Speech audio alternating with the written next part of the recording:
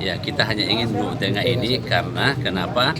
Memang Luwu Tengah ini terpisah enklav penuh dengan kota Palopo. Jarak tempuh masyarakat itu sekitar 100 km, sehingga menguruskan penduduk pun harus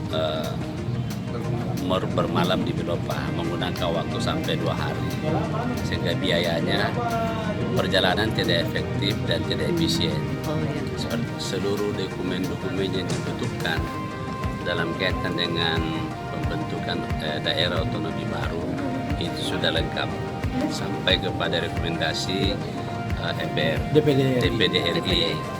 Nah, ini semua terlampir di situ, dan insya Allah oleh Pak Gubernur telah memfokuskan perhatiannya terhadap permintaan masyarakat dulu untuk daerah khusus. Usulannya sudah sangat memenuhi syarat kita terhadap dengan moratorium, tetapi oleh Pak Gubernur akan berusaha untuk minta ada perhatian khusus oleh Bapak Presiden. Oleh Pak Gubernur tidak menunggu ruang moratorium. Kita akan terima proposal ini, mungkin dalam bulan ini juga dia akan mengantar langsung ke ketemu dengan Bapak Presiden.